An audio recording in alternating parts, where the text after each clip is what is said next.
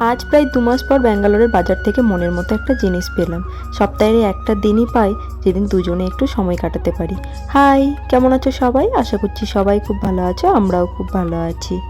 গরমটা একটু কম লাগছে, আর তার সাথে এই যে মালপত্র নিয়ে যাচ্ছি। হাওয়া তবে দিচ্ছে খুব সুন্দর।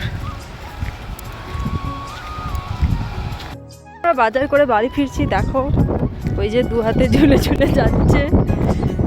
এইখানে আমার হাতে এই যে এইটা হচ্ছে আমার হেল্পার। সানডে মার্কেটে বাজার করতে যাওয়ার সময় হেল্প করে আমাকে। আমি রানীর মতো যাই। ঘরে এসে সবে বসছি, বাজার করে চলে এসেছি। কী কী বাজার করেছি তোমাদের দেখাবো। আজকে একটা নতুন জিনিস পেয়েছি, নতুন নয় মানে অনেক দিন পর পেয়েছি, যেটা প্রায় 2 মাস ধরে বাজারে খুঁজছি, পাচ্ছি না। আজকে পেয়েছি। কি পেয়েছি তোমাদের দেখাবো। দেখো দেখো, আজকে আমরা চিংড়ি মাছ পেয়েছি। এটা চিংড়ি নয়, চিংড়ির থেকে ছোট, তবে এই মাছটা আমার খুব ভালো লাগে। এটাকে বলে বাঁধা ঘুষো, তাই তো? হ্যাঁ, মার এটাকে বাঁধা ঘুষোই বলতো তো। চিংড়ি নয়, ঘুষোও নয়, ওই মধ্যে মেজো। তাদেরই ভাই বোন আর কি, কাকা জেঠুর ছেলে মেয়ে। মাছগুলো একদম ফ্রেশ, একদম খুব সুন্দর।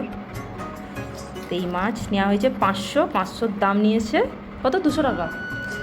250, 100 টাকা, 500, 200 টাকা, মানে 400 টাকা কিলো। দেশের থেকে 100 টাকা বেশি। দেশেগুলো 300 টাকা কিলো পাওয়া যায়, 30 টাকা সব। তো হ্যাঁ, এখানে একটু দামটা বেশি, কিন্তু মাছটা খুব সুন্দর পেয়েছি আজকে। তো আজকে এই মাছ হবে।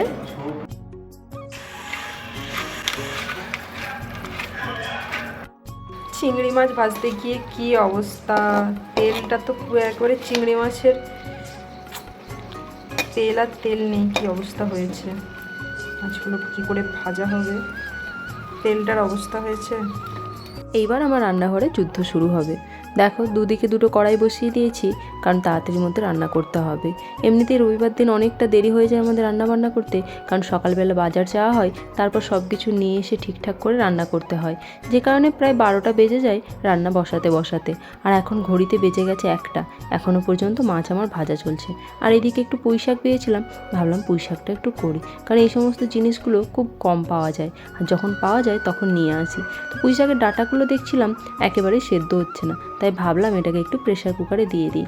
আর জানো, চিংড়ি মাছের এই মাথাগুলো সুন্দর করে পরিষ্কার করে তার মধ্যে এই যে পেঁয়াজ, আদা, রসুন, কাঁচা লঙ্কা সব কিছু দিয়ে পেস্ট করে বেসন দিয়ে খুব সুন্দর বড়া হয়।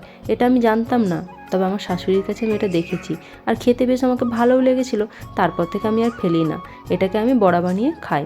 আর এটা দেখেছি আমার বরকে দিলেও সেও বেশ পছন্দ করে। অনেকে হয়তো এটা খায় না, ফেলে দেয়, তবে আমি বলছি একবার খেয়ে দেখো, খুব ভালো লাগবে। তো রবিবারটা এইভাবেই কেটে গেল নানান ব্যস্ততার মধ্যে দিয়ে। এখন একটু বেরিয়েছি বাজারে। তো যাই হোক, সবাই ভালো থেকো, সুস্থ থেকো। দেখা হবে নতুন একটা ব্লগে। টাটা।